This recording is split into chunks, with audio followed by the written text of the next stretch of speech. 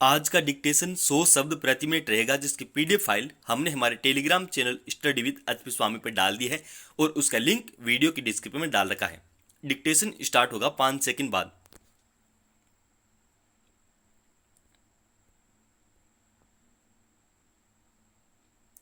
Start. Kolkata प्रशिक्षु महिला चिकित्सक से बलात्कार और उसकी हत्या मामले में आखिरकार सरकार और प्रदर्शनकारी चिकित्सकों के बीच समझौता हो गया है। मंगलवार को इस मामले में सर्वोच्च न्यायालय में सुनवाई थी। उसके पहले रात को मुख्यमंत्री आवास पर प्रदर्शन कर रहे कनिष्ठ चिकित्सकों के साथ बैठक हुई, जिसमें मुख्यमंत्री ने चिकित्सकों की सारी मांगे मान ली। फिर सुप्रीम कोर्ट में कनिष्ठ चिकित्सकों ने काम पर लौटने को लेकर सहमति जता दी। निसंदेह यह बड़ी राहत की बात है। सुप्रीम कोर्ट ने इस मामले का स्वतः संज्ञान लिया था और सीबीआई से जांच कराने का आदेश दिया था। मंगलवार को सुनवाई में अदालत के 3 जजों की पीठ ने कहा कि वे सीबीआई की जांच से संतुष्ट हैं और उसमें कई महत्वपूर्ण तथ्य सामने आए हैं। करीब हफ्ता भर पहले भी सर्वोच्च न्यायालय ने प्रदर्शन कर रहे कनिष्ठ चिकित्सकों से काम पर लौटने की अपील की थी, मगर वे काम पर नहीं लौटे। अब उनसे बातचीत के बाद पश्चिम बंगाल सरकार ने कहा कि आंदोलन कर रहे किसी भी कनिष्ठ चिकित्सक के खिलाफ कानूनी कार्रवाई नहीं की जाएगी। हालांकि ममता बनर्जी कहती रही हैं कि मामले में जो भी कठोर कदम हो सकते हैं उनकी सरकार उठाएगी। सीबीआई जांच का प्रस्ताव भी उन्होंने शुरू में ही रख दिया था। कुछ अस्पताल कर्मियों और पुलिस कर्मियों को तभी निलंबित कर दिया गया था। जांच में तथ्यों के मुताबिक कुछ पूर्व अस्पताल कर्मियों के खिलाफ भी शिकंजा कसा गया। अब प्रदर्शन कर रहे चिकित्सकों की मांग पर पुलिस आयुक्त और उपायुक्त और स्वास्थ्य विभाग के 2 निदेशकों को भी हटा दिया जाएगा। चिकित्सकों की सुरक्षा के मद्देनजर अस्पतालों में उनके विश्राम स्थल को सुविधाजनक बनाने, सीसीटीवी कैमरों की संख्या बढ़ाने जैसे कुछ उपाय किए जाएंगे। इसके अलावा अस्पतालों में निगरानी समिति और शिकायत निवारण समिति के गठन पर भी सहमति बनी है। पश्चिम बंगाल सरकार बलात्कार के मामले में कानून को पहले ही सख्त बना चुकी है। इस तरह लंबे समय तक बाधित रहे अस्पतालों के कामकाज में अब गति आ सकने की स्थिति बनी है। दरअसल कोलकाता प्रशिक्षु चिकित्सक प्रकरण इसलिए भी लंबे समय तक उलझा रहा कि उसे सियासी रंग दे दिया गया था। पश्चिम बंगाल सरकार प्रदर्शनकारियों के हक की सुरक्षा करते हुए उनसे बातचीत करने की अपील तो करती रही, मगर वे काफी समय तक बातचीत की मेज पर नहीं आए। इस तरह अस्पतालों का कामकाज बाधित रहा। मरीजों को अनेक परेशानियों का सामना करना पड़ा। शुरू में कोलकाता के चिकित्सकों के समर्थन में देश के विभिन्न हिस्सों में डॉक्टर हड़ताल पर चले गए थे।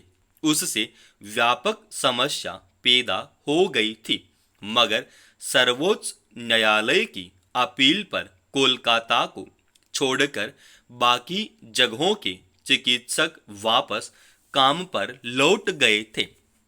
दरअसल चिकित्सकों के काम पर न लौटने का खमियाजा नाहक मरीजों को भुगतना पड़ता है। बहुत सारे नाजुक स्थिति में पहुंच चुके मरीजों की जान पर बन आती है। इसलिए कोशिश यही थी कि वे काम पर लौटें। हालांकि चिकित्सकों के रोष को नजरअंदाज नहीं किया जा सकता है। उन्हें अनेक विपरीत परिस्थितियों में काम करना पड़ता है। सर्वोच्च न्यायालय भी उस स्थितियों में वाकिफ हैं और कई मौकों पर राज्य सरकारों को उन्हें सुधारने का निर्देश दे चुका है। कोलकाता प्रकरण में हुए समझौते दूसरे अस्पतालों के लिए भी नजीर बनेंगे। किसी गैरकानूनी गतिविधि या अपराध का आरोप झेल रहे व्यक्ति के घर या अन्य निर्माण को बुलडोजर से ध्वस्त करने पर लगातार सवाल उठ रहे थे। ऐसे में सुप्रीम कोर्ट ने एक बार फिर कथित बुलडोजर न्याय के मसले पर जो राय जाहिर की है वह राज्य सरकारों और संबंधित महकमों के लिए विचार करने का विषय है।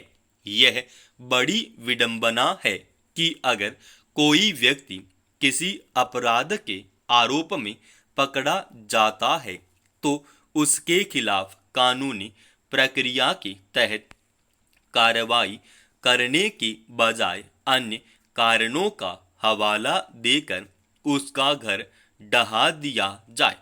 ऐसे ही एक मामले की सुनवाई करते हुए सुप्रीम कोर्ट ने मंगलवार को 1 अक्टूबर तक के लिए देश भर में बुलडोजर से ध्वस्तीकरण की कार्रवाई पर रोक लगा दी और कहा कि बिना उसकी अनुमति के एक भी निर्माण न ढहाया जाए। हालांकि यह आदेश सार्वजनिक सड़क, फुटपाथ और किसी अनाधिकृत निर्माण पर लागू नहीं होगा। दरअसल पिछले कुछ समय से कुछ राज्यों में किसी व्यक्ति पर महज आरोप लगने के बाद उसके घर को बुलडोजर से ध्वस्त करना एक जरूरी कार्रवाई मान ली गई थी, जबकि ऐसी कार्रवाई को मनवाने और तौर तरीके और उसके महिमा मंडन के रूप में देखा जा रहा था। इसी के मद्देनजर शीर्ष अदालत ने बुलडोजर कार्रवाई का महिमा मंडन बंद करने को कहा। हालांकि उत्तर प्रदेश सरकार की ओर से महाधिवक्ता का कहना था कि ध्वस्तीकरण की कार्रवाई कानूनी प्रक्रिया के तहत की गई। गौरतलब है कि बुलडोजर चलाने के एक मामले में सुप्रीम कोर्ट ने हाल ही में कहा था कि एक व्यक्ति के सिर्फ आरोपी या यहाँ तक कि दोषी होने के बावजूद इस वजह से उसका घर नहीं गिराया जा सकता है। एक लोकतांत्रिक और कानून के शासन वाले देश में किसी एक शख्स की गलती की सजा उसके परिजनों को उनके घर को ध्वस्त करके नहीं दी जा सकती। ऐसी कार्रवाई कानून के शासन पर ही बुलडोजर चलाने जैसा होगा। संभव है कि किसी घर को अवैध निर्माण होने या अन्य तकनीकी आधार पर ध्वस्त किया गया हो, लेकिन अगर ऐसी कार्रवाई की तात्कालिक वजह आपराधिक कृत्य में आरोपी होना प्रतीत हो रही हो तो उसे कैसे देखा जाएगा। समाप्त। दोस्तों, अगर आप रोजाना ऐसी एडवांस डिक्टेशन लिखना चाहते हैं तो एक बार चैनल को आप जरूर सब्सक्राइब कीजिए।